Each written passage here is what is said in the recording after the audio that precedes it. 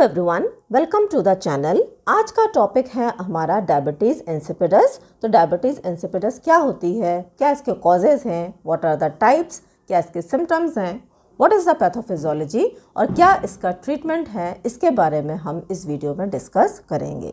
तो सबसे पहले हम डेफिनेशन देखें। Diabetes insipidus it is a posterior pituitary disorder. तो यहाँ पे जो हमारी एंडोक्राइन ग्लैंड इन्वॉल्व होती है that is the posterior pituitary, है ना। पोस्टीरियर पिट्यूटरी और anterior pituitary they are the two lobes of the pituitary gland. तो यहाँ पे बेसिकली क्या हो रहा है, it is characterized by excess excretion of water through urine. Urine के माध्यम से एक्सेस अमाउंट में water is excreted out. In other words, we can say that the urine which is excreted is hypotonic, है ना। Hypotonic का मतलब होता है dilute urine, hypertonic means concentrated. तो यहाँ पे डाइल्यूट यूरिन हो रही है क्योंकि वाटर का कंटेंट इसमें ज़्यादा होता है यूरिन में। एंड इंसिपिड, जो यहाँ पे इंसिपिडस वर्ड आया है, इंसिपिड मीन्स टेस्टलेस, है ना। दैट मीन्स ये जो यूरिन है इसके अंदर शुगर की मात्रा नहीं होती है। ज़्यादातर हम डायबिटीज़ इंसिपिडस को डायबिटीज़ मेलाइटस से कंपेयर करते हैं। डायबिटीज़ मेलाइटस में जो यूरिन होती है उसके अंदर ग्लूकोज प्रेजेंट होता है, लेकिन diabetes insipidus does not carry any glucose, है ना। तो इसलिए इंसिपिड मीन्स टेस्टलेस। अब अगर हम इसका कॉज देखें तो it is failure to produce anti diuretic hormone. तो anti diuretic hormone it is a posterior pituitary hormone. दूसरा हार्मोन जो पोस्टीरियर पिट्यूटरी से निकलता है दैट इज़ ऑक्सीटोसिन, है ना। तो यहाँ पे जो एडीएच हार्मोन है ये फेल हो रहा है, इसका प्रोडक्शन नहीं हो रहा बाय द पोस्टीरियर पिट्यूटरी। या फिर हम ये भी बोल सकते हैं lack of response to ADH. That means ADH तो प्रोड्यूस हो रहा है लेकिन किसी वजह से वो फंक्शन नहीं कर पा रहा। उसका जो एक्शन है, जो फंक्शन है उसका डीसीटी पे और कलेक्टिंग डक्ट में, वो किसी वजह से नहीं हो पा रहा, है ना। तो यहाँ पर जो एंटी डायरेटिक हार्मोन है that is responsible for causing the diabetes insipidus. या तो वो प्रोड्यूस ही नहीं हो रहा है, या फिर वो कम मात्रा में प्रोड्यूस हो रहा है, या फिर वो प्रोड्यूस तो हो रहा है लेकिन वो अपने एक्शन को, अपने फंक्शन को परफॉर्म नहीं कर पा रहा है। Now let us discuss about the types of diabetes insipidus. तो यहाँ पे दो तरीके की डायबिटीज इंसिपिडस होती है, that is central diabetes insipidus and nephrogenic diabetes insipidus. तो सेंट्रल डायबिटीज इंसिपिडस का जो मेन कारण है that is lack of anti diuretic secretion, है ना। एडीएच का यहाँ पे फॉर्मेशन नहीं होता है। और जो नेफ्रोजेनिक डायबिटीज इंसिपिडस है that is the ADH resistance in the kidneys, है ना। एडीएच का प्रोडक्शन तो बराबर हो रहा है लेकिन kidney is resisting the action of ADH. ADH के एक्शन को एडीएच अपना फंक्शन प्रॉपर तरीके से नहीं कर पा रहा है, ठीक है। अब जो सेंट्रल डायबिटीज़ इंसिपिडस है इसके कई कारण हो सकते हैं। सेंट्रल है तो ऑफकोर्स यहाँ पे ब्रेन का इन्वॉल्वमेंट होगा, ब्रेन के अंदर इंजरी हो सकती है, ब्रेन के अंदर कोई ट्यूमर हो सकता है जो कि पोस्टीरियर पिट्यूटरी को प्रेस करे, ब्रेन की सर्जरी हो सकती है, ठीक है। इन्फेक्शंस हो सकते हैं ब्रेन के, जैसे कि मेनिंजाइटिस हो गया, इंसेफेलाइटिस हो गया, या फिर इडियोपैथिक कॉज जिसमें कि कोई कारण हमको ठीक तरीके से नहीं मालूम होता। नेफ्रोजेनिक डायबिटीज इंसिपिडस के अगर हम कॉज देखें तो नेफ्रोजेनिक, है ना, नेफ्रॉन्स। तो यहाँ पे हमारी रीनल डिजीजेस कारण होती हैं इसका। Sometimes it is the cause is genetic. कुछ ड्रग्स हैं जैसे कि लिथियम, ये भी कॉज करती है नेफ्रोजेनिक डायबिटीज इंसिपिडस को।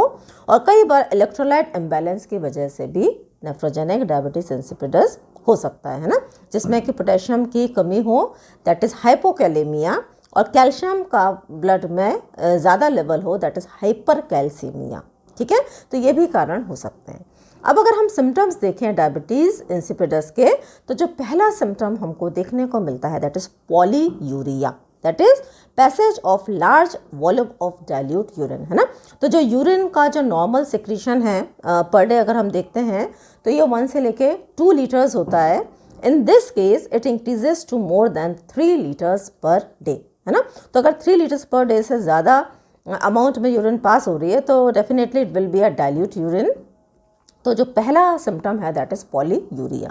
अब जब पॉलीयूरिया होगा, बॉडी से जब एक्सेस वाटर एक्सक्रीट होगा तो हमारे होम्योस्टेसिस की वजह से there will be excessive thirst, है ना। तो जो हाइपोथैलेमस है, हाइपोथैलेमस के अंदर जो थर्स्ट सेंटर है ये स्टिमुलेट होगा इस एक्सेस लॉस ऑफ वाटर को कॉम्पनसेट करने के लिए। तो जो next symptom is the polydipsia, यानी कि बार बार प्यास लगना और खूब ज़्यादा क्वांटिटी में देयर इज एक्सेसिव थर्स्ट, है ना। बार बार प्यास, फ्रीक्वेंसी ऑफ जो थर्स्ट है वो बढ़ जाती है, ठीक है। उसके बाद में देयर इज़ डिहाइड्रेशन। जब बॉडी से वाटर का लॉस होगा तो डिहाइड्रेशन के बहुत ज़्यादा चांसेस बनते हैं इसमें।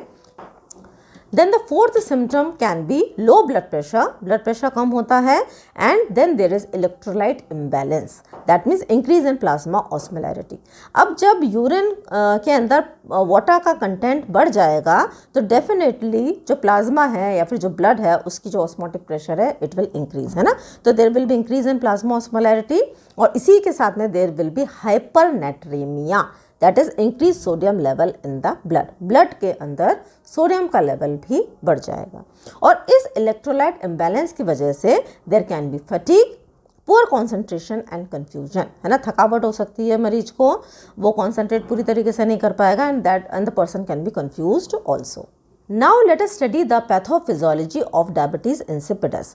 तो इसकी पैथोफिजियोलॉजी को समझने के लिए हमको थोड़ा सा एंटी डायरेटिक हार्मोन के फंक्शन को समझना पड़ेगा। अब यहाँ पे एक टर्म होता है दैट इज डायूरेटिक्स। डायूरेटिक्स वो सब्सटेंसेस होते हैं जो कि यूरिन आउटपुट को बढ़ाते हैं, है ना। तो एंटी डायूरेटिक हार्मोन क्या करेगा, ये यूरिन आउटपुट को कम करेगा। अब अगर यूरिन आउटपुट को कम करना है दैट मीन्स इसके अंदर का जो वाटर कंटेंट है इसको कम करना है। दैट मीन्स जो वाटर है it is again reabsorbed by the body, है ना। तो एंटी डायरेटिक हार्मोन बेसिकली करता क्या है, it increases the reabsorption of water from distal convoluted tubule of nephron and collecting duct, है ना। तो ये जो डिस्टल कन्वोल्यूटेड ट्यूब्यूल से और ये जो कलेक्टिंग डक्ट से यहाँ से वाटर को वापस क्या कर देता है, रीएब्जॉर्ब करने का काम करता है, दैट इज सिलेक्टिव रीएब्जॉर्प्शन, ठीक है। और इस तरीके से वाटर बैलेंस को मेंटेन करता है। अब यहाँ पर अगर हम देखें कि क्या हो रहा है बेसिकली, अब मान लीजिए कि कोई ट्यूमर है या कोई ब्रेन सर्जरी हुई है, कारण कुछ भी हो सकता है जिसकी वजह से देयर इज एब्सेंस ऑफ या फिर hypo function of posterior pituitary which leads to the lack of anti diuretic hormone, है ना। अब कोई भी कारण हो, एडीएच किसी वजह से कम हो रहा है या बिल्कुल एब्सेंट है, तो क्या होगा, there will be decreased reabsorption of water from DCT and collecting duct. यहाँ पर आप देख रहे हैं इसका फंक्शन, यहाँ पे वाटर को रीअब्जॉर्ब कर रहा है, लेकिन अब ये वाटर को रीअब्जॉर्ब नहीं करेगा। तो इसकी वजह से अब क्या होगा, दो चीज़ें होंगी। पहली चीज़, there is increase in urine output. जो यूरिन का जब ये अब्जॉर्ब नहीं होगा तो ये क्या होगा, यूरिन के अंदर सिक्रीट होगा, तो यूरिन आउटपुट बढ़ेगा। दूसरी तरफ क्या होगा, there is increase in plasma osmolarity. अब जब वाटर यूरिन के माध्यम से जा रहा है तो जो प्लाज्मा के अंदर जो ऑस्मोलैरिटी है ये बढ़ेगी। क्यों? क्योंकि जब वाटर बाहर जा रहा है तो ऑब्वियसली जो इलेक्ट्रोलाइट्स हैं उनका जो कॉन्सेंट्रेशन है ये प्लाज्मा में बढ़ जाएगा, है ना। अब अगर यूरिन आउटपुट होगा बढ़ेगा तो क्या होगा, decrease in urine osmolarity. Plasma की ऑस्मोलैरिटी बढ़ेगी लेकिन यूरिन की ऑस्मोलैरिटी जो कॉन्सेंट्रेशन है क्या होगा, कम होगा। जब यूरिन का ऑस्मोलैरिटी कम होगी there will be decrease in specific gravity of urine. जो स्पेसिफिक ग्रेविटी है यूरिन की ये डिपेंड करती है कितने जो सॉल्यूट्स हैं वो यूरिन के अंदर प्रेजेंट है ना।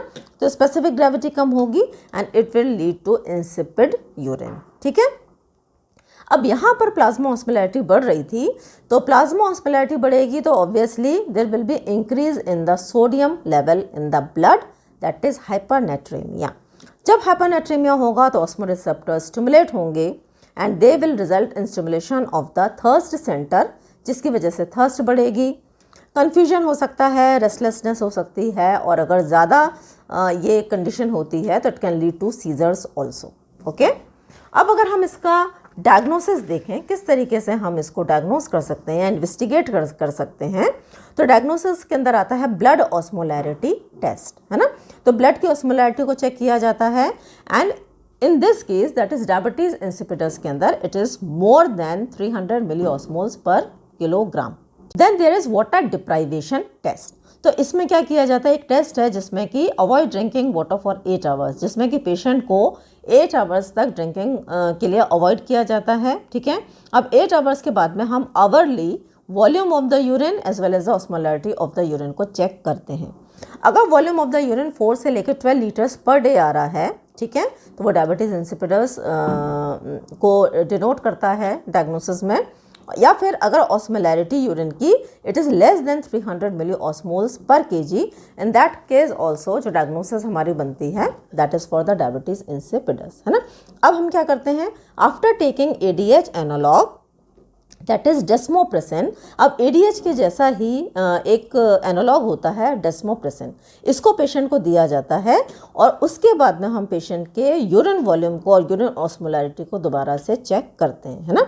तो अगर इट रिटर्न्स टू नॉर्मल, यानी कि 1 से लेकर 2 लीटर्स पर डे तक आ जा रही है, ठीक है, that is the normal urine volume. और यूरिन ऑस्मोलैरिटी को देखें, ये भी रिटर्न हो जाती है नॉर्मल पे, यानी कि 300 से लेके 900 मिली ऑस्मोल्स पर केजी, है ना। तो अगर ऐसा हो रहा है that means it is indicative of the diabetes insipidus, ठीक है।